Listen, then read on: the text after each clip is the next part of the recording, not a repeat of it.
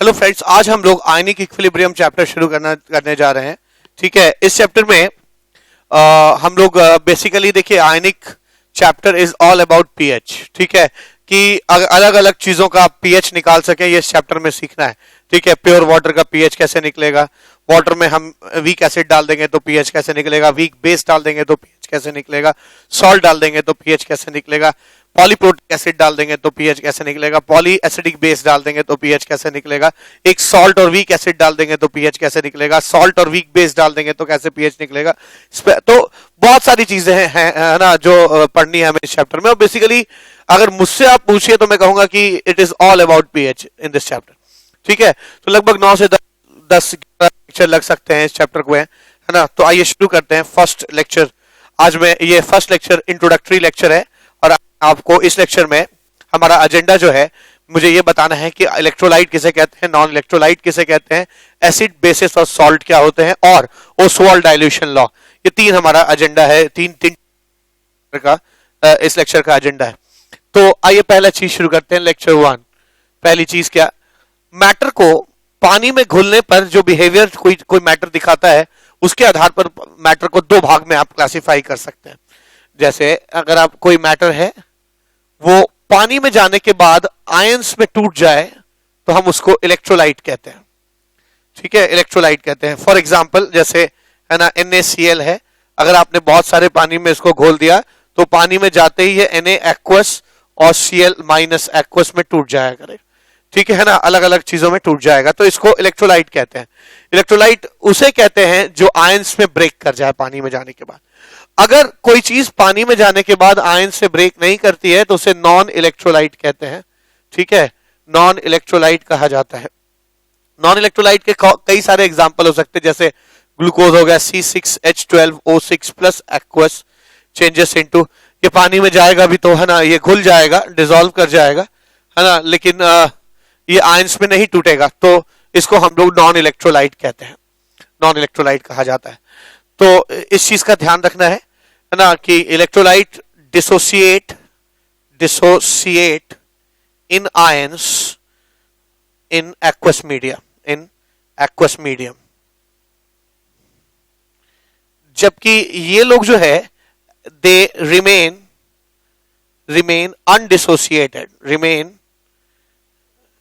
Undissociated in aqueous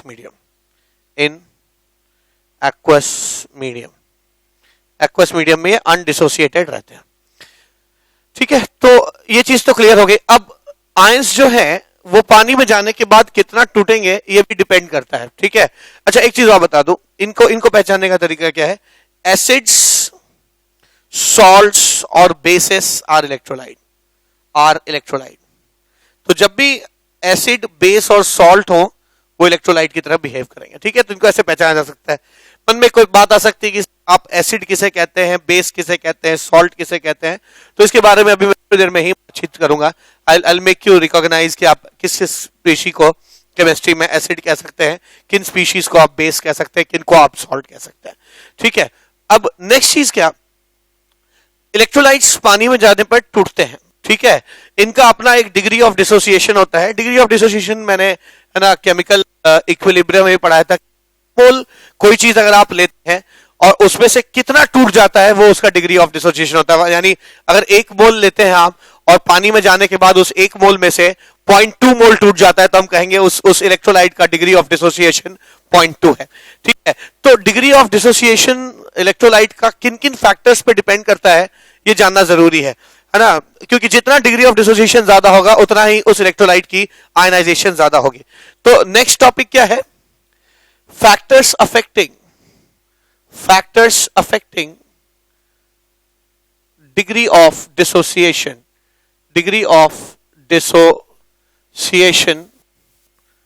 of electrolytes, degree of dissociation of electrolytes के degree of dissociation को कौन कौन से फैक्टर्स अफेक्ट करते हैं ये जाना जाए। तो पहला फैक्टर क्या हो जाएगा, पहला हो जाएगा नेचर ऑफ इलेक्ट्रोलाइट। मैं इन सभी फैक्टर्स को एक एक करके डील करूंगा, ठीक है ना, एक एक करके डील करूंगा, मैं इनके डिटेल में जाऊंगा। तो nature of electrolyte, nature of solvent जिसमें वो घोला जा रहा है, नेचर ऑफ सॉल्वेंट पे भी डिपेंड करेगा, ठीक है। तीसरी चीज जिस पे डिपेंड करेगा वो है ना डाइल्यूशन, डाइल्यूशन पे भी डिपेंड करता है। और तीसरी चीज जो है टेम्परेचर पे भी डिपेंड करेगा, टेम्परेचर पे भी डिपेंड करेगा। तो आइए इनको एक एक करके देखते हैं। आइए अब सबसे पहला फैक्टर उठाते हैं, है ना, जो सबसे पहला फैक्टर है नेचर ऑफ इलेक्ट्रोलाइट, इसको समझा जाए। तो uh, nature of electrolyte.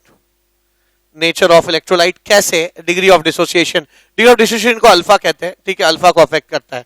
Nature of electrolyte, तो मैं आपको बताऊं कि इलेक्ट्रोलाइट के डिसोसिएट होने के नेचर के आधार पे आप इलेक्ट्रोलाइट को तरीके से बांट सकते हैं। एक स्ट्रॉन्ग इलेक्ट्रोलाइट, स्ट्रॉन्ग इलेक्ट्रोलाइट, और दूसरा वीक इलेक्ट्रोलाइट, है ना। आप इन दो चीजों में इन्हें बांट सकते हैं, वीक इलेक्ट्रोलाइट। स्ट्रॉन्ग इलेक्ट्रोलाइट और वीक इलेक्ट्रोलाइट में क्या फर्क है? पहली चीज, स्ट्रॉन्ग इलेक्ट्रोलाइट जो है वो पानी में जाने के बाद 100% टूट जाते हैं, ठीक है ना। तो strong electrolyte have alpha equal to 1, यानी 100% डिसोसिएशन इन एक्वस मीडियम, ठीक है, एक्वस मीडियम में 100% डिसोसिएट कर जाते। जबकि वीक इलेक्ट्रोलाइट किसे कहते हैं? जो पानी में घुलने के बाद 100% डिसोसिएट ना करें, है ना। Those electrolyte whose alpha is less than 1 in aqueous medium are weak electrolyte, ठीक है, ये वीक इलेक्ट्रोलाइट हो जाए, वीक इलेक्ट्रोलाइट। दूसरी चीज क्या आप पूछ सकते हैं, सर मैं कैसे पहचानूंगा कि कौन सा इलेक्ट्रोलाइट वीक है, कौन सा स्ट्रांग है? तो आपको ये याद करना पड़ेगा, ठीक है ना। स्ट्रांग इलेक्ट्रोलाइट में, है ना, स्ट्रांग एसिड्स होते हैं, strong acids, strong bases and all salts are strong electrolyte। तो strong electrolyte कौन लोग होते हैं? strong acid, strong base और all salts, सारे salts जो हैं वो strong electrolyte कहे जाते हैं, ठीक है। जबकि weak electrolyte का definition या example क्या हो जाएगा? जो भी लोग strong नहीं है वो सब weak की कैटेगरी में आ जाते हैं। तो all electrolytes which are not strong electrolyte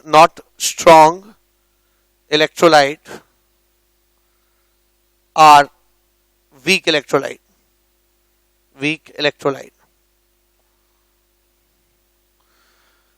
ठीक है। तीसरी चीज क्या? तीसरी चीज मन में आ सकता है, स्ट्रॉन्ग एसिड किसे कहेंगे? तो स्ट्रॉन्ग एसिड्स के जो है, मैंने कई बार, है ना, पूरी फिजिकल केमिस्ट्री में बताया होगा कि स्ट्रॉन्ग एसिड कौन कौन से होते हैं, है ना। HCl, HBr, HI, HNO3, H2SO4, HClO4 और HClO3, ठीक है। HClO3 स्ट्रॉन्ग एसिड्स हो गए। स्ट्रॉन्ग बेसिस में मोटे तौर पे, है ना, आप कह सकते हैं कि alkali metal and alkaline earth metal, alkali metal and alkaline earth metals, metal hydroxides जो हैं आर स्ट्रॉन्ग बेसिस, है ना। इसमें एक आध वीक भी है लेकिन चलेगा, अभी आप मोटे तौर पे इतना याद रख सकते हैं, ठीक है। और वीक इलेक्ट्रोलाइट किसे कहते हैं? तो वो तमाम इलेक्ट्रोलाइट जो कि स्ट्रॉन्ग की कैटेगरी में नहीं आते हैं वो सब वीक की कैटेगरी में आ जाते हैं। ध्यान देने वाली बात है कि सारे सॉल्ट्स जो है वो स्ट्रॉन्ग इलेक्ट्रोलाइट होते हैं, ठीक है। तो अब नेचर ऑफ इलेक्ट्रोलाइट पे अल्फा कैसे डिपेंड करता है? तो एक चीज समझना है, अल्फा नेचर ऑफ इलेक्ट्रोलाइट पे डिपेंड करता है। स्ट्रॉन्ग इलेक्ट्रोलाइट होगा तो अल्फा 1 हो जाएगा, ठीक है, अल्फा 1 हो जाएगा। और अगर वीक इलेक्ट्रोलाइट होगा तो उसका डिग्री ऑफ डिसोसिएशन 1 से कम होगा। तो एक फैक्टर हम लोगों ने देख लिया कि कैसे नेचर ऑफ इलेक्ट्रोलाइट का डिग्री ऑफ डिसोसिएशन पे फर्क पड़ता है। दूसरा फैक्टर क्या है? दूसरा फैक्टर है नेचर ऑफ सॉल्वेंट। सॉल्वेंट का क्या असर पड़ेगा इलेक्ट्रोलाइट के डिसोसिएशन पे? तो बहुत इजी है ये, इसको भी समझना, इतना मुश्किल काम नहीं। आपको पता है कि जैसी चीज होती है ना, लाइक डिसॉल्व्स लाइक, आपने सुना ही होगा, ठीक है, वो वाला यहां पे फंडा लग जाएगा। तो नेक्स्ट चीज, nature of solvent. Nature of solvent, solvent के नेचर पे कैसे डिपेंड करेगा? अब अगर आप NaCl है, इसको पानी में घोलते हैं, वाटर में, वाटर का डाइलेक्ट्रिक कांस्टेंट 81 होता है, यानी ये सोडियम और क्लोराइड के बीच के फोर्स को 81 टाइम्स कम कर देगा। तो जितना इनके बीच में फोर्स कम हो जाता है, उतना ही ये एक दूसरे से आसानी से क्या हो जाएंगे? अलग अलग हो जाएंगे। ठीक है, उतने ही आसानी से अलग अलग हो जाएंगे। तो ये पूरा पूरा टूट जाते हैं, डिसोसिएट कर जाएंगे। ठीक है, लेकिन अगर मैं इसी NaCl को एक ऐसे इलेक्ट्रोलाइट में डालूं, ऐसे ऐसे मान लीजिए मैं मिथेनॉल में डालता हूं, मिथेनॉल का डाइलेक्ट्रिक कांस्टेंट 35 होता है, तो ये इनके बीच के फोर्स को सिर्फ 35 टाइम्स ही कम करता है। तो चूंकि इनके बीच में यहां ज्यादा फोर्स में कमी आ रही है, तो डिसोसिएशन ज्यादा होगा। अगर यहां डिग्री ऑफ डिसोसिएशन अल्फा 1 है, देखिए इस एक काम करते हैं, इसको एसिड ले लीजिए, ज्यादा अच्छा होगा, क्योंकि एसिड लेना ज्यादा बेहतर है, क्योंकि सॉल्ट तो स्ट्रॉन्ग इलेक्ट्रोलाइट होंगे तो उनका अल्फा वेरी ही नहीं करेगा। मान लीजिए मैंने एसिटिक एसिड को, ठीक है ना, वाटर में घोला, या आप वाटर में घोला, या कोई बेस ले लीजिए NH4OH को, है ना, ये इलेक्ट्रोलाइट है ना, वाटर में घोला तो ये NH4 प्लस बन रहा है, NH4 प्लस एक्वस बन रहा है, और ये OH माइनस एक्वस बन रहा है। ठीक है, अब मैं कह सकता हूं कि ये जो वाटर है, ये इसका डाइलेक्ट्रिक कांस्टेंट 81 है, यानी NH4 प्लस और OH माइनस के बीच के फोर्स को ये लगभग 81 टाइम्स कम कर देगा। ठीक है ना, अगेन मैंने एक गलती की, इसको NH4Cl सॉल्ट, ठीक है, चलिए OH रहने, ठीक है ना, NH4OH ही रहने दीजिए। चलिए, तो ये जो टूट रहा है, ठीक है, पानी में 81 गुना फोर्स कम हो गया इनके बीच में, तो ये बहुत ज्यादा टूट जाएगा। जबकि यही NH4OH अगर आप डायलेक्ट इसमें किसी अल्कोहल में ले लेते हैं, जिसका मिथेनॉल में ले लिया, जिसका डाइलेक्ट्रिक कांस्टेंट सिर्फ 35 है, तो फोर्स इनका सिर्फ 35 गुना कम हुआ, तो ये भी एक टूटेगा तो जरूर ही, डिसोसिएट तो करेगा, ठीक है ना, लेकिन अल्कोहलिक है ना, प्लस OH माइनस अल्कोहलिक, लेकिन टूटेगा जरूर, पर इसका पक्का है कि डिग्री ऑफ डिसोसिएशन कम होगा, क्योंकि अभी इनके बीच में फोर्स उतना कम नहीं हुआ जितना वाटर में कम हुआ। यानी आप यहां पे कह सकते हैं कि alpha 1 is greater than alpha 2। तो क्या सीखा? सॉल्वेंट के नेचर का डिसोसिएशन पे क्या फर्क पड़ता है? जितना सॉल्वेंट पोलर होता जाएगा, उतना उसका डिग्री ऑफ डिसोसिएशन इलेक्ट्रोलाइट का क्या होता जाएगा? बढ़ता जाएगा। मैं, है ना, मोटे तौर पे ये कह सकता हूं कि, है ना, more the polarity of more the polarity of electrolyte, more the polarity of electrolyte, more is alpha, more is the value of alpha। ठीक है, या आप कह सकते हैं alpha increases in polar solvent. जितना सॉल्वेंट पोलर होता जाएगा, उतना उसका डिग्री ऑफ डिसोसिएशन बढ़ता चला जाएगा। ठीक है, डिग्री ऑफ डिसोसिएशन बढ़ता चला जाएगा।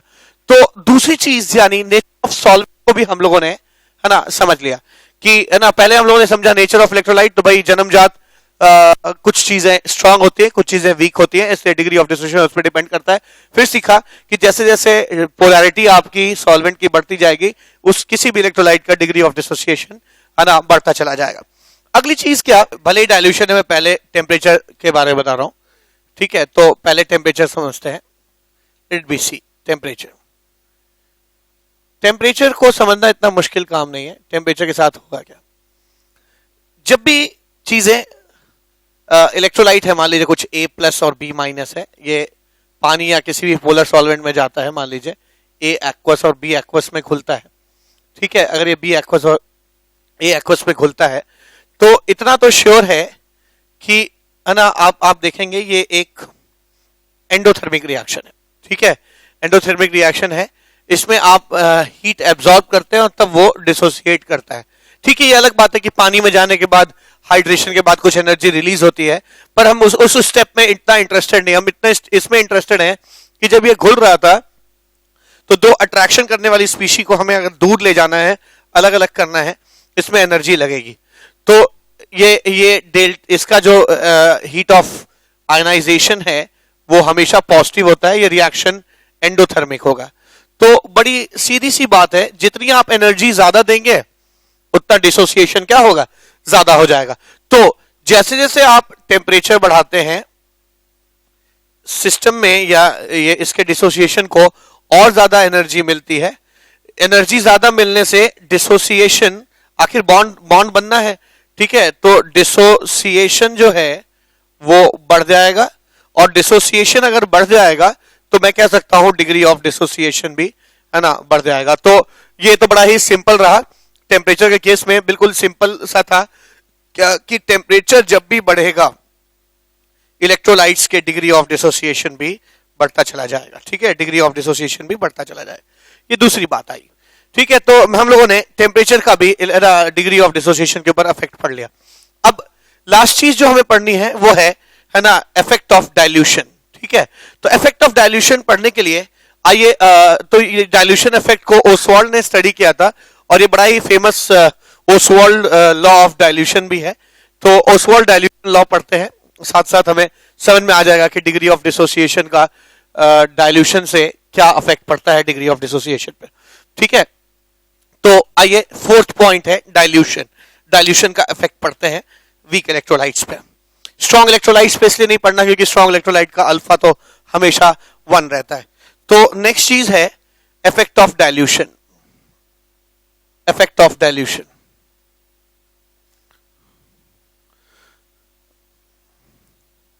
माना एक इलेक्ट्रोलाइट है A+B- और ये आप पानी में ऐसे डिसॉल्व कर रहे हैं, तो याद रखिए कि वीक इलेक्ट्रोलाइट्स ना कंप्लीटली डिसोसिएट नहीं करते। कंप्लीटली डिसोसिएट नहीं करते ये मतलब नहीं कि कुछ देर डिसोसिएट करके रुक जाते हैं। इसका ये मतलब होता है कि इनका बैकवर्ड रिएक्शन भी उतना ही रैपिड है। मतलब ये कुछ लोग इसमें टूट रहे हैं तो कुछ लोग बन रहे होते हैं। तो हर वक्त जब इक्विलिब्रियम आ जाएगा तो ऐसा लगेगा जैसे जितने लोग टूट रहे होंगे उतने लोग ही वापस बन जाएंगे, तो ऐसा लगेगा जैसे इसका टूटना जो है या डिसोसिएट करना बंद हो गया है, ठीक है। तो डाइल्यूशन का क्या इफेक्ट पड़ेगा इलेक्ट्रोलाइट पे? जब भी हम इलेक्ट्रोलाइट को पानी में डालते हैं डिसोसिएट कर जाता है। कैसे लिख सकते हैं? 1 0 0 ऐसे लिखा जा सकता है। मान लीजिए इसका शुरुआत में कॉन्सेंट्रेशन ऐसा था, C था, तो शुरुआत में मैं मान के चल रहा हूं कि अगर इसका 1m कॉन्सेंट्रेशन होता है 0 0 होता, और जब इक्विलिब्रियम आ जाता है आफ्टर सम टाइम तो ये 1 में से कुछ अल्फा टूट जाता है। 1 में से जितना टूटता है उसी को हम लोग डिग्री ऑफ डिसोसिएशन कहते हैं, और ये अल्फा बनता है, ये अल्फा बनता है। अगर 1m के लिए ऐसा डिस्ट्रीब्यूशन है तो C मोलर कॉन्सेंट्रेशन के लिए क्या करेंगे? C मल्टीप्लाई कर देंगे। ये उसी तरह है कि एक किलो आलू का आपको रेट पता है तो 10 किलो के लिए चाहिए तो 1 के रेट में 10 मल्टीप्लाई कर दीजिए। वैसे ही यहाँ पे है ना, 1 0 0 1 माइनस अल्फा अल्फा अल्फा। अगर 1 के लिए ऐसा डिस्ट्रीब्यूशन था तो C मोल्स पर लीटर के लिए ना इंटू C कर देंगे।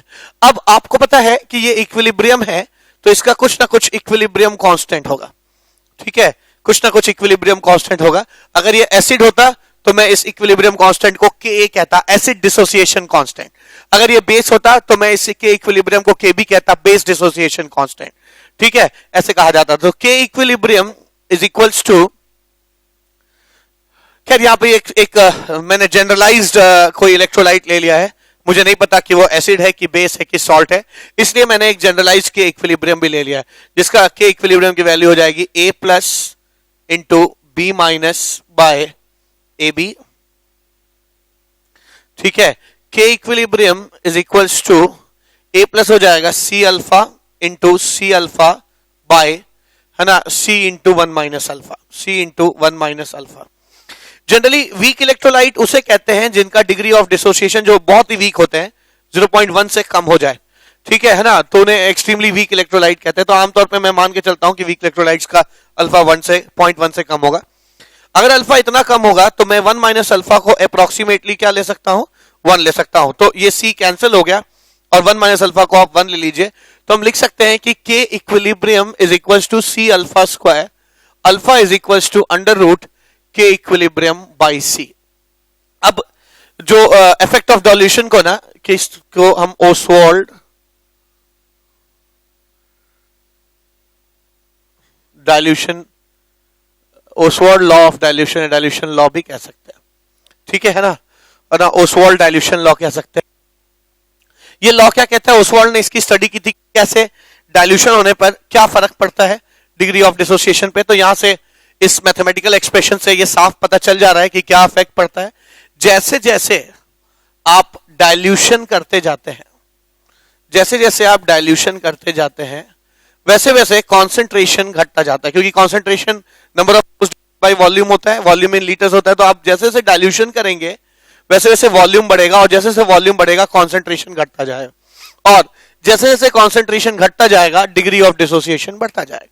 ठीक है, यानी मैं यहां से कह सकता हूं कि डिग्री ऑफ डिसोसिएशन बढ़ता जा रहा है। तो आप इन दोनों बीच के फैक्ट को हटा दीजिए और इन दोनों फैक्ट को जोड़ दीजिए, तो आपको पता चल जाएगा कि डिग्री ऑफ डिसोसिएशन पे डाइल्यूशन का क्या असर पड़ता है। मैं कह सकता हूं कि डिग्री ऑफ डिसोसिएशन पे डाइल्यूशन का यह असर पड़ता है कि जैसे जैसे आप डाइल्यूशन बढ़ाते जाते हैं इलेक्ट्रोलाइट्स का टूटना और बढ़ता चला जाता है, उनका डिग्री ऑफ डिसोसिएशन बढ़ता चला जाता है।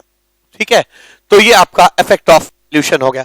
तो अब तक हम लोगों ने एक चीज पढ़ी कि मैटर जो है वो दो तरह के हो सकते हैं, पानी में उनका बिहेवियर दो तरह का हो सकता है, एक इलेक्ट्रोलाइट की तरह बिहेव करे, एक नॉन इलेक्ट्रोलाइट की तरह बिहेव करे। एक चीज पढ़ी, फिर हम लोगों ने पढ़ा कि इलेक्ट्रोलाइट पानी में जाने के बाद टूटते हैं, नॉन इलेक्ट्रोलाइट नहीं टूटते। टूटते हैं तो कितना टूटते हैं, तो वो 4 फैक्टर्स पे डिपेंड करता है। पहला फैक्टर था, ठीक है, पहला फैक्टर था नेचर ऑफ इलेक्ट्रोलाइट, दूसरा फैक्टर मैंने बताया नेचर ऑफ सॉल्वेंट, तीसरा टेम्परेचर, और चौथा क्या, डाइल्यूशन। तो ये बात तो हो गया कि हमने ये जाना इलेक्ट्रोलाइट किसे कहते हैं। अब कितने तरह के इलेक्ट्रोलाइट्स होते हैं और उनकी स्टडी करना अभी भी हमारे इस चैप्टर का एजेंडा बचा हुआ है। तो आइए हम जानते हैं कि 3 तरह के इलेक्ट्रोलाइट्स होते हैं, सॉल्ट, एसिड और बेसिस। इस लेक्चर में हम लोग एसिड और बेस के बारे में पढ़ेंगे। एसिड और बेस के बारे में पढ़ लेने पर सॉल्ट बहुत ही क्लियर हो जाता है, क्योंकि सॉल्ट एसिड और बेस के ही रिएक्शन से बनता है। तो आइए अब हम लोग एसिड बेस के बारे में बातचीत करते हैं। तो एसिड और बेसिस को डिफाइन करना मेरा नेक्स्ट मकसद है, और पता लगाना कि इनका डेफिनेशन क्या क्या हो सकता है, ये मैं बताने जा रहा हूं आपको। तो पहली चीज है acid and bases, acid and bases. ठीक है, इलेक्ट्रोलाइट्स होते हैं, इनके बारे में पढ़ा जाए। एसिड और बेसिस की सबसे पहली थ्योरी जो आई थी वो अर्हीनियस ने दी थी, अर्हीनियस थ्योरी, अर्हीनियस थ्योरी। तो अर्हीनियस थ्योरी क्या कहती है, ठीक है, अर्हीनियस थ्योरी कहती है, पहले एसिड के बारे में क्या कहती है, फर्स्ट थिंग ए, एसिड। एसिड के बारे में क्या कहती है, कोई भी चीज जो पानी में जाने के बाद H+ आयन फर्निश करे उसे हम अर्हीनियस एसिड कहते हैं। ठीक है, तो any substance which furnishes H+ ion in aqueous medium is called acid, ठीक है, उसको हम एसिड कहते हैं। ठीक है, पहली चीज तो यही हो गई कि एसिड किसे कहते हैं, हमें पता लग गया। ठीक है, कोई भी चीज पानी में जाने के बाद अगर H+ आयन प्रोड्यूस करे तो उसे एसिड कहते हैं। फॉर एग्जांपल है ना, HCl है, ये पानी में जाने के बाद H+ एक्वस और Cl- एक्वस में टूटता है, तो मैं कहूंगा कि ये इसका जो बिहेवियर है बिल्कुल एसिड की तरह है। ठीक है, या आप कोई वीक इलेक्ट्रोलाइट भी ले सकते हैं, है ना। अगर आप एसिटिक एसिड लेते हैं और ये पानी में जाने के बाद कैसे टूट जाता है, CH3COO- एक्वस पे टूटता है और साथ में H+ एक्वस में टूटता है। तो चूंकि यहाँ पर H+ एक्वस बन रहा है, ठीक है, इसलिए आप इस चीज को भी क्या कह सकते हैं, एसिड कह सकते हैं। अब अगली चीज क्या, अगली चीज है कि एसिड्स, अर्हीनियस एसिड्स होते कितने तरह के हैं, तो अर्हीनियस एसिड्स कई तरह के हो सकते हैं।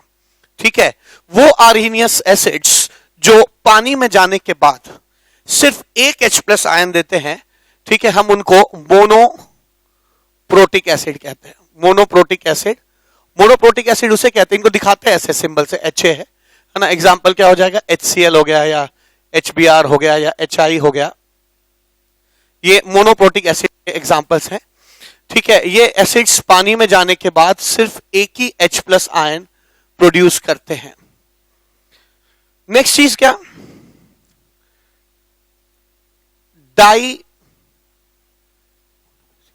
मोनोप्रोटिक एसिड को ना मोनोबेसिक एसिड भी कहा जाता है, मोनोबेसिक एसिड भी कह सकते हैं। ठीक है, दोनों नाम चलता है। ठीक है, ऐसे ही डाई बेसिक एसिड या डाई प्रोटिक एसिड का मतलब हो गया, इसको ऐसे सिंबल से दिखाते हैं, H2A। ठीक है, ये पानी में जाने के बाद दो H प्लस आयन प्रोड्यूस करते हैं, जैसे ये H2A plus aqueous changes into twice H plus aqueous plus A minus aqueous, A2 minus aqueous. ठीक है, ये डाई बेसिक एसिड हो गया ना। डाई बेसिक एसिड के भी बहुत सारे एग्जांपल्स आप जानते हैं, जैसे H2SO4 हो गया या H2SO3 हो गया एटसेट्रा। ठीक है ना, या ऑक्सैलिक एसिड हो गया, ऑक्सैलिक एसिड COH है ना, ऑक्सैलिक एसिड, ये डाई बेसिक एसिड कहे जाएंगे। नेक्स्ट चीज क्या, ट्राई बेसिक एसिड तक देखा गया है ना। ट्राई बेसिक एसिड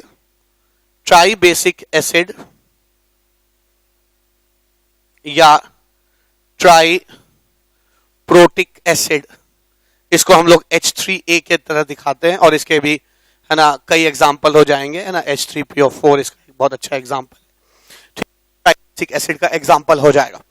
ठीक है, इसमें ध्यान देने वाली बात क्या है, एक चीज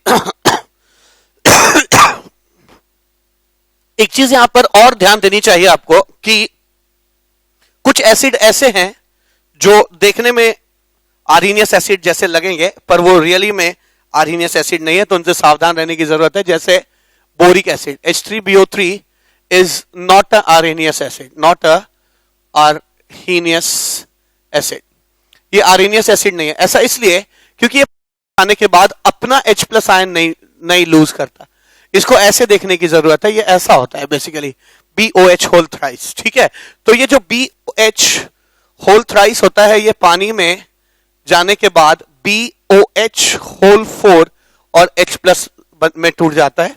ठीक है, तो भले ही ये H प्लस प्रोड्यूस कर रहा है, पर ये H प्लस इसका नहीं है ना। यहां पर ये OH माइनस को अपने में जोड़ा है, और आगे चल के पढ़ाऊंगा, जब भी कोई पेयर ऑफ इलेक्ट्रॉन को एक्सेप्ट करता है तो हम उसे लुईस बेस कहते हैं। ठीक है, जो पेयर ऑफ इलेक्ट्रॉन को एक्सेप्ट करता है उसे हम लुईस एसिड कहते हैं। तो यहां पर ये आर्हीनियस एसिड की तरह बिहेव नहीं कर रहा, ये आर्हीनियस एसिड नहीं है, ये लुईस एसिड की तरह बिहेव कर रहा है। अब आप पूछेंगे कि लेविस एसिड किसे कहते हैं, लुईस एसिड किसे कहते हैं, तो मैं अभी जल्दी ही उस टॉपिक पे भी आऊंगा। ठीक है, तो ध्यान रखिएगा, H3BO3 is not a Arrhenius acid, basically it is a Lewis acid. एक चीज तो ये हो गई। अगली चीज क्या, और देखिए ये लेक्चर को मैं मान के चल रहा हूं कि ये इंट्रोडक्टरी लेक्चर है, और हमें आयनिक में पूरी जगह, पूरे आयनिक में ये काम आने वाला है, ये सब बातें काम आने वाली है। तो इसलिए एक जरूरी बात और है जो मैं इस इंट्रोडक्टरी लेक्चर में बता दूं, जब भी कोई एसिड, मान लीजिए HCl है, ये पानी में जाता है तो ऐसे टूटता है ना, H प्लस एक्वस और Cl माइनस एक्वस, तो ये प्रोटॉन है basically, this is proton. Proton बहुत छोटा होता है, प्रोटॉन बहुत छोटा होता है, इसलिए इसकी चार्ज डेंसिटी यानी चार्ज बाय वॉल्यूम की होती है, इसलिए ये अकेले नहीं रहता है। इतनी हाई चार्ज डेंसिटी की वजह से हाई इलेक्ट्रिक फील्ड होगी, और हाई इलेक्ट्रिक फील्ड होने की वजह से यहां हाइड्रेशन बहुत ज्यादा होता है। ठीक है, हाइड्रेशन बहुत ज्यादा होता है। हाइड्रेशन मतलब अगल बगल के वाटर मॉलिक्यूल इसकी तरफ क्या हो जाएंगे, चले आएंगे। तो बेसिकली इसको ऐसे ना लिखकर, है ना, कई किताबों में चीजें ऐसे लिखी जाती हैं कि HCl aqueous plus aqueous changes into, ये जो H प्लस है ये लगातार किसी वाटर से मॉलिक्यूल से जुड़ा होता है, प्लस Cl माइनस। तो अक्सर इसको ऐसे लिखा जाता है क्या, HCl plus aqueous changes into H3O plus aqueous plus Cl minus aqueous. ठीक है, तो कई बार मैं ये बताना चाहता हूं कि कई बार आप लिख ऐसे जरूर देते हैं, पर चीजों को ऐसे लिखा जाना चाहिए, है ना। H प्लस अकेले एग्जिस्ट नहीं करता, उसके साथ हमेशा एक वाटर मॉलिक्यूल, एक ही नहीं एक से ज्यादा वाटर मॉलिक्यूल भी एसोसिएटेड होते हैं ना। तो कई बार आपको अगर H प्लस ऐसे दिखाई पड़े कि H प्लस की जगह H3O प्लस लिखा है तो चलेगा, है ना, H5O2 प्लस लिखा है तो भी चलेगा, H7O3 प्लस लिखा है तो भी चलेगा, है ना। वाटर मॉलिक्यूल को देखा गया है, H प्लस को देखा गया है कि लगभग 20-20 वाटर मॉलिक्यूल इससे साथ एक समय पे जुड़े हो सकते हैं। ठीक है, तो ये बात तो क्लियर हो गई आर्हीनियस एसिड की। अब बात की जाए आर्हीनियस बेस की। ठीक है, आर्हीनियस थ्योरी में अगर हम बेस की बात करते हैं, ठीक है, आर्हीनियस थ्योरी में अगर मैं बेस की बात करता हूं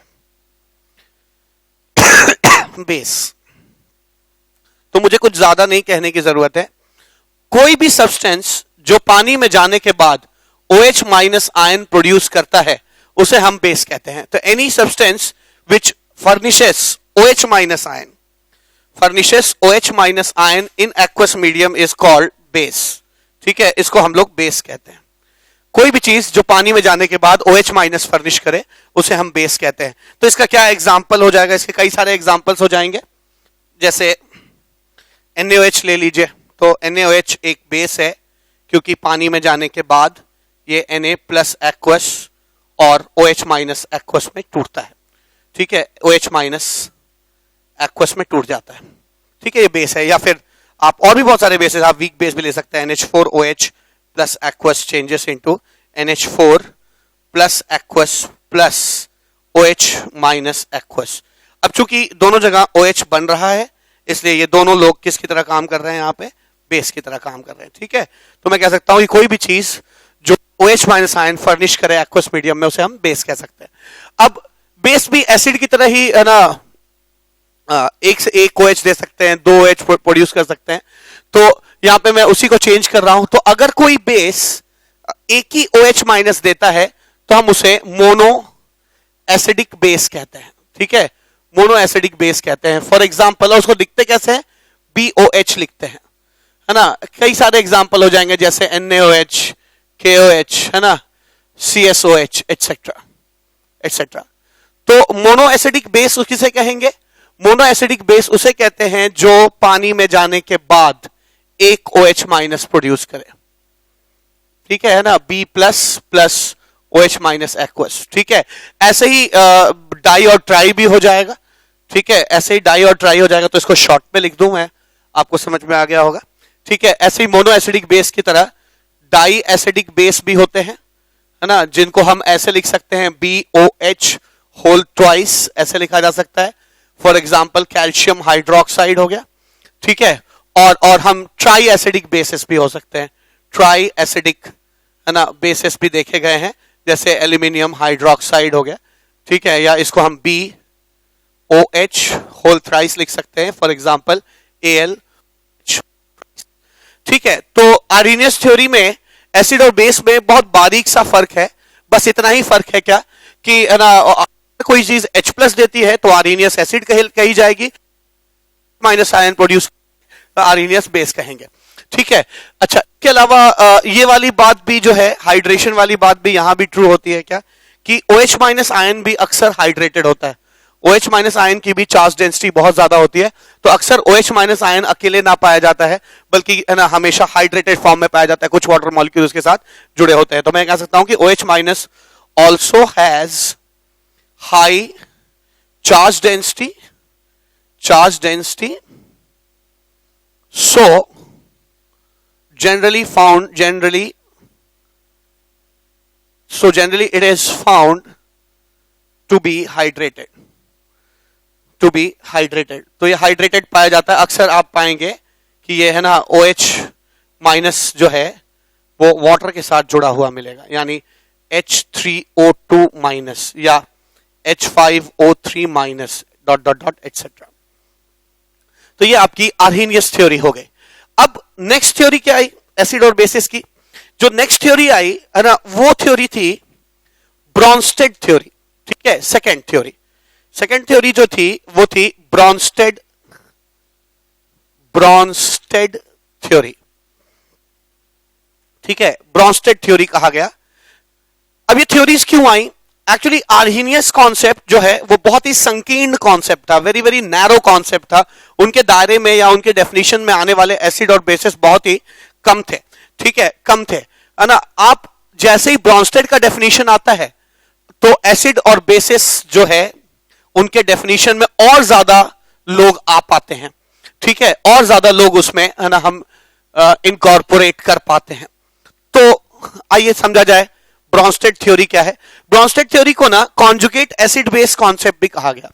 ब्रॉन्स्टेड थ्योरी को कॉन्जुगेटेड एसिड बेस कॉन्सेप्ट भी कहते हैं, कॉन्सेप्ट भी कहा गया, कॉन्जुगेटेड एसिड बेस कॉन्सेप्ट भी कहा गया। इसको प्रोटोनिक कॉन्सेप्ट भी कहते हैं। ठीक है, इट इज प्रोटोनिक कॉन्सेप्ट भी कहा गया। तो ये सब नाम इस थ्योरी के हैं। अब इस थ्योरी के अनुसार ये बड़ा ही सिंपल थ्योरी है। ठीक है, ये क्या कहती है कि एसिड हम किसे कहेंगे, इस थ्योरी के अनुसार ब्रॉन्स्टेड एसिड का मतलब होता है, ब्रॉन्स्टेड एसिड का मतलब होता है एनी स्पीशी विच, कोई भी चीज जो H प्लस आयन दे उसे हम ब्रॉन्स्टेड एसिड कहेंगे। तो सच पूछे तो ब्रॉन्स्टेड एसिड और आर्हेनियस एसिड में कोई डिफरेंस नहीं है, पर ब्रॉन्स्टेड बेस और आर्हेनियस बेस में बहुत डिफरेंस है। ठीक है, क्या ब्रॉन्स्टेड एसिड कहेंगे एनी सब्सटेंस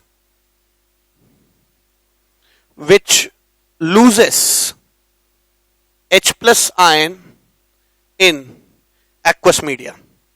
एक्वस मीडियम में अगर आप H प्लस आयन लूज करते हैं तो आप ब्रॉन्स्टेड एसिड है। ठीक है ना, या आप सिंपल भी कह सकते हैं any substance which loses H plus ion is Brønsted acid, is Brønsted acid. और ब्रॉन्स्टेड बेस किसे कह सकते हैं? ब्रॉन्स्टेड बेस का मतलब हो गया, ब्रॉन्स्टेड बेस का मतलब हो गया कोई भी substance, any substance which accepts H plus ion is base. कोई भी चीज जो H प्लस आयन को एक्सेप्ट करने लगे उसे हम ब्रॉन्स्टेड बेस कहते हैं। ठीक है ना, बेस कहा जाता है। अब अगली चीज क्या, मान लीजिए एक रिएक्शन लेते हैं, एक एग्जांपल लेते हैं। For example HCl plus H2O changes into H3O plus Cl minus, of course aqueous। ठीक है ना, aqueous। अब आप बहुत ध्यान से देखिए तो यहां पर HCl ने अपना H प्लस लूज किया है और वो Cl माइनस में बदल गया है। ठीक है, HCl ने अपना H प्लस लूज किया है और वो Cl माइनस में बदल गया है। यानी मैं कह सकता हूं कि HCl यहां पर एसिड की तरह काम कर रहा है, एसिड की तरह। जो H प्लस लूज किया वो इस वाटर ने एक्सेप्ट किया और ये वाटर एक्सेप्ट करने के बाद ये किस में चेंज कर गया? H3O प्लस में। ठीक है, यानी मैं देख सकता हूं कि जो H प्लस एसिड ने लूज किया वो पाकर वाटर जो है H3O प्लस में चेंज हो गया। यानी यहां वाटर जो है वो बेस की तरह काम कर रहा है। ठीक है, it is acting as a base because it is accepting H plus ion. ठीक है, अच्छा उल्टा करिए, अगर ये रिएक्शन उल्टा होता है, रिवर्स, तो आप देख सकते हैं कि ये अपना H प्लस उसको दे देता है और ये चीज HCl में चेंज कर जाती है। यानी अगर आप रिवर्स देखेंगे तो ऐसा लगेगा जैसे, है ना, HCl माइनस ने H प्लस एक्सेप्ट किया। अब कोई भी H प्लस एक्सेप्ट करता है तो हम इसे बेस कहेंगे। ठीक है, इसको हम लोग बेस कहते हैं। तो यहां पर ये चीज बेस की तरह एक्ट कर रही है। ठीक है, और आप देखिए इसने अपना H प्लस उसको दिया है। यानी अगर आप रिवर्स रिएक्शन की बात करते हैं, अगर आप रिवर्स रिएक्शन की बात करते हैं तो ऐसा लग रहा है जैसे इसने अपना H प्लस दिया है, यानी ये किसकी तरह काम कर रहा है? एसिड की तरह काम कर रहा है। ठीक है, तो आप देख सकते हैं कि ब्रॉन्स्टेड थ्योरी में डेफिनेशन के, ब्रॉन्स्टेड थ्योरी के डेफिनेशन में ज्यादा से ज्यादा लोग आ जाते हैं।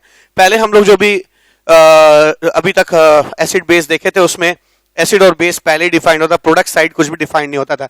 पर यहां पर आप प्रोडक्ट साइड भी देख सकते हैं कि प्रोडक्ट साइड भी एसिड और बेसिस है, रिएक्टेंट साइड भी एसिड और बेसिस है। इसको मैं एसिड 1, इसको बेस 1, इसको एसिड 2, इसको बेस 2 कह रहा हूं। ठीक है, अब ब्रॉन्स्टेड थ्योरी ने यह कहा कि जब भी दो स्पीशीज में सिर्फ एक ही H प्लस आयन का अंतर होगा तो हम उन्हें कॉन्जुगेट एसिड बेस पेयर कहेंगे। ठीक है, ये कहा है ना ब्रॉन्स्टेड थ्योरी में। मतलब क्या कि अगर दो लोगों में सिर्फ H प्लस का अंतर हो, देखिए HCl और Cl माइनस में सिर्फ H प्लस का अंतर है, या वाटर और H3O प्लस में सिर्फ क्या है?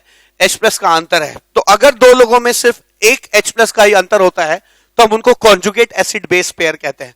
देखिए ये एसिड है और एक डिफरेंस है H प्लस का, तो और यहां एक ये एसिड है, ये बेस है और ये एसिड है।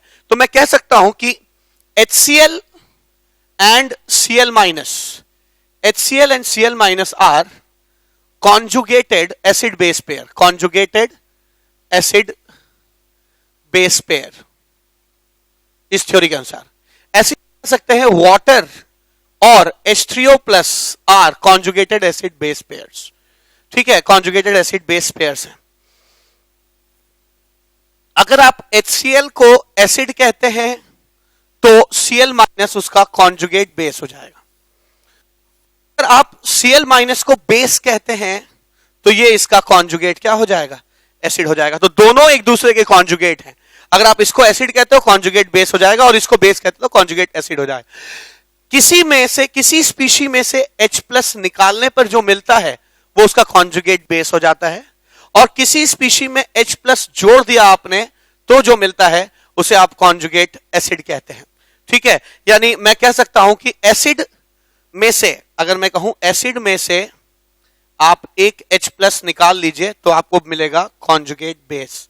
आप किसी बेस में से एक H प्लस जोड़ दीजिए तो आपको उसका कॉन्जुगेट क्या मिल जाएगा, एसिड मिल जाएगा। तो ये आपका पूरा पूरा इस थ्योरी का कॉन्सेप्ट है ना, जो कहता है कि नाम भी ऐसा ही है, कॉन्जुगेट एसिड बेस कॉन्सेप्ट है, या प्रोटॉनिक कॉन्सेप्ट भी कहना ज्यादा अच्छा है, क्योंकि है ना इन दोनों में जो अंतर है वो सिर्फ और सिर्फ एक प्रोटॉन का ही अंतर है, एसिड और बेस।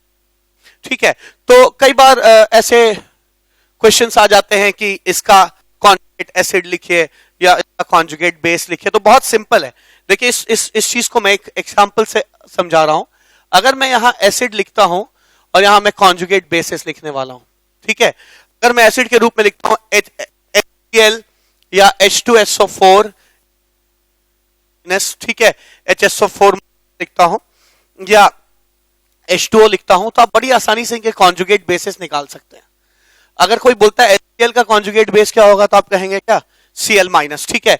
H2SO4 का कॉन्जुगेट बेस क्या होगा, तो HSO4-। HSO4- का क्या होगा, इसमें से एक H प्लस निकाल लीजिए, क्या हो जाएगा, सल्फेट माइनस। वाटर का कॉन्जुगेट बेस क्या हो जाएगा, है ना, एक H प्लस निकाल लीजिए, माइनस। ठीक है, इसी तरह से है ना, अगर आप बेस हैं, यही कॉन्सेप्ट समझा रहा हूं मैं।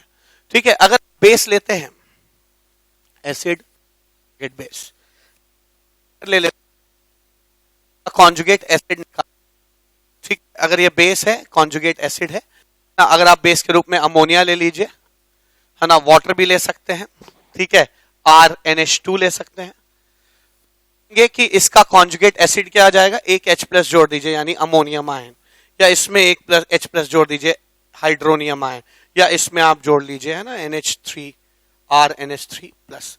ये इसके कॉन्जुगेट एसिड और बेसिस लिखने का तरीका हो गया। ठीक है, अब ये थ्योरी ये भी कहती है, इसके कुछ सेलिएंट फीचर्स भी हैं, जैसे पहली चीज क्या, जितना एसिड स्ट्रांग होगा, देखिए एसिड स्ट्रांग का मतलब क्या, जो एक बार H प्लस दे दे और रिवर्स रिएक्शन ना हो, उसे स्ट्रांग एसिड कहते हैं। तो अगर H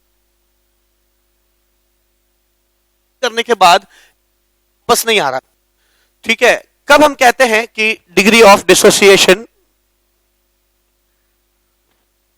कब कहते हैं कि डिग्री ऑफ डिसोसिएशन 1 होगा, कब हम कहेंगे कि इसका डिग्री ऑफ डिसोसिएशन 1 होगा, हम तब कहेंगे कि इसका डिग्री ऑफ डिसोसिएशन 1 होगा जब ये टूटने के बाद, मान लीजिए H प्लस में टूट जाता है, मैं यहां चलिए, मान लीजिए एसिड है, मैं इसे कहता हूं स्ट्रॉन्ग एसिड है, ठीक है, ये एक स्ट्रॉन्ग एसिड है। तो स्ट्रॉन्ग एसिड का मतलब होता है कि H प्लस और H प्लस गया और Cl- कॉन्जुगेट बेस बना, और इसका डिग्री ऑफ डिसोसिएशन 1 कब होगा, जब बैकवर्ड रिएक्शन नहीं होगा। आपको याद होगा मैंने अभी थोड़ी देर पहले कहा कि उन लोगों का डिग्री ऑफ डिसोसिएशन 1 से कम होता है जिनमें बैकवर्ड रिएक्शन रैपिड होता है। ठीक है, तो बैकवर्ड रिएक्शन होने से हर वक्त ये कुछ ना कुछ मौजूद रहेगा, तो कंप्लीट डिसोसिएशन नहीं होगा। तो अगर कोई स्ट्रॉन्ग एसिड या स्ट्रॉन्ग बेस है तो इसका मतलब अल्फा 1 है, ये पूरा टूट गया। अब ये पूरा टूटा तो इसका मतलब यह है कि बैकवर्ड रिएक्शन इसमें नहीं हो रहा, और अगर बैकवर्ड रिएक्शन नहीं हो रहा तो इसका सीधा मतलब है कि ये एक स्टेबल स्पीशी है। कैसे पता स्टेबल है, तभी तो ये इसके साथ रिएक्ट नहीं कर रहा है। ठीक है, और अगर ये स्टेबल स्पीशी है, स्टेबल स्पीशी होने के साथ साथ ये कॉन्जुगेट बेस भी है, मैं कह सकता हूं कि स्ट्रॉन्ग एसिड के कॉन्जुगेट बेस जो हैं वो स्टेबल होते हैं। स्टेबल होते हैं मतलब रिएक्ट नहीं करते, और कोई बेस अगर रिएक्ट नहीं करेगा तो कहेंगे वीक बेस है। तो यहां पर मैंने एक नियम सीखा, क्या, कि strong acid have weak conjugate base, या strong bases have weak conjugate acids. ठीक है, तो ये एक बहुत ही इंपॉर्टेंट बात है जो काम आएगी। क्या, strong acids have weak conjugate base, and weak acids have and strong acids have weak conjugate base, and strong bases have weak conjugate acid. ये बहुत इंपॉर्टेंट बात है, ये आपको ऑर्गेनिक में भी काम आएगा, है ना, एसिड और बेसिस की स्ट्रेंथ निकालने के लिए। तो इसको मैंने अंडरलाइन कर लिया। ये बात हमें इस थ्योरी में मिलती है सीखने को। और एक बात मिलती है सीखने को, क्या कि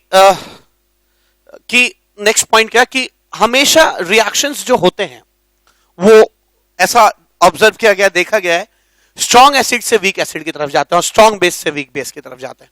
ठीक है, तो मैंने अभी यहां पे जो एक पॉइंट बताया, यहां पे देखिए कई सारी बातें बताई, एक पॉइंट ये है इंपॉर्टेंट। ठीक है, अगला पॉइंट यहां पे है नेक्स्ट। इसके बाद नेक्स्ट पॉइंट क्या है, अगर मैं H2SO4 को HCO3 माइनस से रिएक्ट करा तो क्या होगा, ये H मिल जाएगा, H2CO3 प्लस HSO4 माइनस। आप जानते हैं H2SO4 एक स्ट्रॉन्ग एसिड है और कार्बोनिक एसिड एक वीक एसिड है। ठीक है, तो आप देख सकते हैं कि अगर मैं इसे एसिड 1 कह रहा हूं और इसे एसिड 2 कह रहा हूं, तो मैं कह सकता हूं कि एसिड 1 जो है एसिड 2 से तगड़ा है ना। ऐसे ही इस नेगेटिव चार्ज, देखिए बेस अच्छा उसे कहते हैं, अभी लेविस थ्योरी पढ़ाऊंगा तो आपको क्लियर होगा, बेस अच्छा उसे कहते हैं जिसपे, है ना, नेगेटिव चार्ज की डेंसिटी ज्यादा हो। यहां पे दो रेजोनेटिंग स्ट्रक्चर्स बनेंगे, जबकि यहां इस नेगेटिव चार्ज के 3 रेजोनेटिंग स्ट्रक्चर्स बनेंगे। तो ये बहुत ज्यादा डीलोकलाइज्ड है, यानी पुअर बेस है। तो आप मान लीजिए, अभी मेरी बात, हो सकता है आपको मेरी बात अभी ना समझ में आए, तो मान लीजिए कि बेस की भी स्ट्रेंथ देखेंगे ना तो ऐसा पाएंगे, base 1 is more basic than has more strength than base 2। तो ब्रॉन्स्टेड थ्योरी से एक तो नियम मैंने क्या सीखा, एक रूल सीखा जो पूरी केमिस्ट्री में काम आएगा, कि strong acid have weak conjugate base, strong bases have weak conjugate acid. ये एक रूल चीज सीखी, एक रूल सीखा। और दूसरा मैं यहां सीखने जा रहा हूं क्या, कि एसिड और बेस के रिएक्शन में ब्रॉन्स्टेड थ्योरी के अनुसार रिएक्शन हमेशा स्ट्रॉन्गर एसिड से वीकर एसिड की तरफ जाता है। ठीक है, मैं कह सकता हूं acid base reaction always moves from strong acid to weak acid and strong base to weak base। ठीक है, ये चीज सीखिए। और ब्रॉन्स्टेड थ्योरी में लास्ट चीज जो मुझे आपको सिखानी है वो क्या है, कि कभी कभी ऐसा भी होता है कि एक ही स्पीशी दो काम कर सके। ठीक है ना, एसिड की तरह भी बिहेव कर सके और बेस की तरह भी बिहेव कर सके। ऐसा इस थ्योरी में संभव है, पिछली थ्योरी में नहीं था। आर्रेनियस थ्योरी में ऐसा कोई नहीं हो सकता जो एसिड और बेस दोनों की तरह बिहेव करे। बट मैंने कहा ना, Brønsted theory is a broader definition of acid and bases, और इसके नेट में ज्यादा लोग चले आते हैं, ज्यादा लोग इस डेफिनेशन में फॉल करते हैं। तो अब इतना स्मूथ हो गया है, इतना फ्लेक्सिबल है कि इस डेफिनेशन में एक आदमी एसिड और बेस दोनों की तरह भी एक्ट कर सकता है। अब ऐसे लोग जो दोनों की तरह एक्ट करते हैं उनको एम्फोटेरिक स्पीशीज कहते हैं। ठीक है, तो ये भी आप जानिए एम्फोटेरिक स्पीशीज क्या होते हैं। अगर आप वाटर लीजिए, चलिए वाटर जब अमोनिया से रिएक्ट करता है तो अपना H+ दे देता है, इसे OH- में बदल जाएगा और ये NH4 में बदल जाएगा। तो यहां पे water is acting as a acid. ठीक है, लेकिन यही वाटर जब एक्सेप्ट कर लेता है तो प्लस में बदल जाता है और Cl- में बदल जाता है।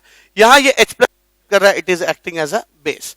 तो any species which can act both as acid as well as base according to Bronsted theory is called amphoteric species या amphiprotic species।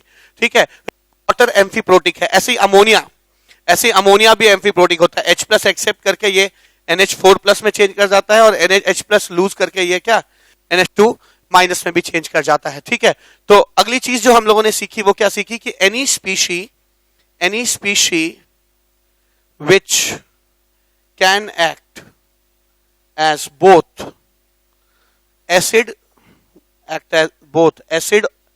and base according to Bronsted theory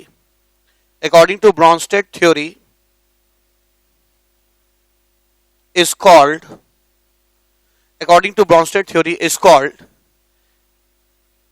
amphoteric species और amphiprotic species, amphiprotic species. ठीक है, तो ये हमारा Brønsted acid और base का concept भी हो गया। ठीक है, हमने ब्रॉन्स्टेड एसिड और बेसिस के बारे में बातचीत कर ली। अब एसिड और बेसिस के बारे में बातचीत करने की जो लास्ट थ्योरी है वो लेविस थ्योरी है। तो आइए उसको भी देखते हैं, लेविस थ्योरी किसे कहते हैं, जो कि बहुत ही सिंपल डेफिनेशन है। और बेसिकली लेविस थ्योरी का बहुत ही रेयर इस्तेमाल हम लोगों को फिजिकल केमिस्ट्री में मिलेगा, ज्यादा इस्तेमाल हम लोगों को ऑर्गेनिक केमिस्ट्री में दिखाई पड़ता है।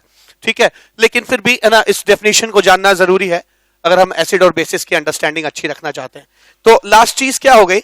लास्ट चीज हो गई लेविस थ्योरी।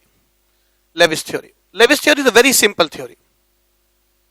लेविस थ्योरी क्या कहती है? लेविस थ्योरी कहती है कि हम हर उस चीज को, जैसे कभी भी कोई रिएक्शन होता है तो एक स्पीशी अपना पेयर ऑफ इलेक्ट्रॉन दूसरे को दे देता है। जो पेयर ऑफ इलेक्ट्रॉन देता है उसे लेविस बेस कहा जाता है, और जो पेयर ऑफ इलेक्ट्रॉन एक्सेप्ट करता है उसे हम क्या कहते हैं? लेविस एसिड कहते हैं। ठीक है, तो ये थ्योरी क्या कहती है कि हर वो चीज लेविस एसिड कहलाएगी। मैं यहीं पे डेफिनेशन लिख देता हूं। Lewis acid means can coordinate, can donate, सही शब्द उतना नहीं होगा क्योंकि प्रॉपर डोनेशन नहीं है ना, कोऑर्डिनेट बॉन्ड बनता है। चलिए फिर भी आप समझ रहे हैं, can donate a pair of electron, any species which can donate a pair of electron can be termed as Lewis base. ठीक है, and any species which can accept a pair of electron है ना, can be termed as Lewis acid. ठीक है, Lewis acid के रूप में उन्हें कहा जा सकता है। इसके कई सारे एग्जाम्पल्स हो जाएंगे है ना, जैसे लेविस एसिड का क्या एग्जाम्पल हो जाएगा? लुईस बेस के क्या एग्जाम्पल हो जाएंगे? लुईस बेसिस हो जाएंगे, जैसे है ना वाटर है, वाटर लुईस बेस है। ठीक है, ये अपना पेयर ऑफ इलेक्ट्रॉन दे सकता है, या अमोनिया लेविस बेस है, ये पेयर ऑफ इलेक्ट्रॉन दे सकता है, या alcohol is a Lewis base, it can give a pair of electron. ठीक है, ऐसे ही लुईस एसिड किसे कहेंगे? लुईस एसिड कई सारे हो सकते हैं। ऐसे लोग जिनका ऑक्टेट पूरा ना हो, जैसे AlCl3 हो गया, ये पेयर ऑफ इलेक्ट्रॉन एक्सेप्ट करता है, Cl- से एक्सेप्ट कर सकता है और AlCl4 में चेंज कर सकता है माइनस में, तो लुईस एसिड है। या है ना PCl5 भी एक लुईस एसिड की तरह बिहेव करता है क्योंकि ये PCl6 माइनस में चेंज करने की टेंडेंसी रखता है। ठीक है, या ZnCl2 को भी मैं है ना लुईस एसिड कह सकता हूं क्योंकि ये ZnCl3 में चेंज करने की कोशिश करता है। मैं H+ को भी है ना, किसी भी H+ को भी मैं लुईस एसिड कह सकता हूं क्योंकि ये पेयर ऑफ इलेक्ट्रॉन को एक्सेप्ट करके है ना, एक्सेप्ट करने की टेंडेंसी रखता है। तो देखिए, लेविस थ्योरी से हमारा कॉन्सेप्ट और ब्रॉड हो गया। अब सिर्फ हम H+ के इर्द गिर्द घूमकर एसिड बेस डिफाइन नहीं करते हैं। H+ एक छोटा सा पार्ट हो गया, even AlCl3 is a acid. ठीक है, अब लेविस थ्योरी और ब्रॉन्स्टेड थ्योरी में फिट नहीं बैठता। ठीक है, लेविस थ्योरी आर्हेनियस थ्योरी की तरह इसके पास H+ और OH नहीं है, और ब्रॉन्स्टेड थ्योरी की तरह ये ना H+ लेता है ना H+ देता है। Even then it can be termed as acid, क्योंकि हमारा एसिड का डेफिनेशन और ब्रॉड हो गया। कोई भी एक पेयर ऑफ इलेक्ट्रॉन लेगा तो हम उसे एसिड कहेंगे, कोई भी जो पेयर ऑफ इलेक्ट्रॉन देगा उसे हम क्या कहेंगे? बेस कहेंगे। तो हमारी इस नए डेफिनेशन में है ना H+ जो कि पहले डेफिनेशंस का हीरो हुआ करता था, अब इस डेफिनेशन में H+ एक सिर्फ एक छोटा सा किरदार निभाता है यहाँ पे। ऐसे ही आप है ना आयरन प्लस टू को आप लेविस एसिड कह सकते हैं। ठीक है, लेविस एसिड कह सकते हैं। Na+ को कह सकते हैं है ना, लेविस एसिड कह सकते हैं क्योंकि ये भी Cl- को एक्सेप्ट करता है। ठीक है, तो ऐसे बहुत सारे एग्जांपल्स हो जाएंगे एक्सेट्रा। तो हम लोगों ने यहां पर देखा कि आज हम लोगों ने क्या देखा कि मैटर को पानी में बिहेवियर के आधार पर आप इलेक्ट्रोलाइट और नॉन इलेक्ट्रोलाइट में तोड़ सकते हैं। मैंने आपको यह भी बताया कि इनका टूटना किन किन बातों पे डिपेंड करता है, और ये भी बताया कि इन एसिड्स का है ना जो लोग टूटते हैं वो कौन लोग होते हैं? एसिड, बेसिस और सॉल्ट्स होते हैं। और ये भी बताया कि एसिड्स का हमारी अब तक की क्या समझ है, इसके बारे में तमाम बातें की हमने। आर्हेनियस थ्योरी जो कि सबसे छोटी थ्योरी थी, आर्हेनियस थ्योरी, इस थ्योरी के दायरे में बहुत कम लोग आते हैं। आर्हेनियस है ना थ्योरी था, सबसे छोटी थ्योरी थी। फिर लोगों ने एक नई थ्योरी दी जिसको ब्रॉन्स्टेड थ्योरी कहा। ठीक है, तो ब्रॉन्स्टेड कॉन्सेप्ट में काफी लोग आ गए थ्योरी में काफी लोग आ गए, और फिर लास्टली हमें एक और बड़ा कॉन्सेप्ट मिला जिसमें और ज्यादा लोग जो है चले आए, उसको हम लोगों ने क्या कहा है ना, लेविस थ्योरी कहते हैं, लेविस थ्योरी कहते हैं। तो मुझे लगता है कि आयनिक चैप्टर के हिसाब से है ना आज इंट्रोडक्टरी लेक्चर हो गया है। अब मिलते हैं अगले लेक्चर में और बात करते हैं वाटर पे, है ना, वाटर और थोड़ा बहुत पीएच के ऊपर बात करेंगे, ठीक है। तो मिलते हैं अगले लेक्चर में, तब तक के लिए thank you so much, have a nice day.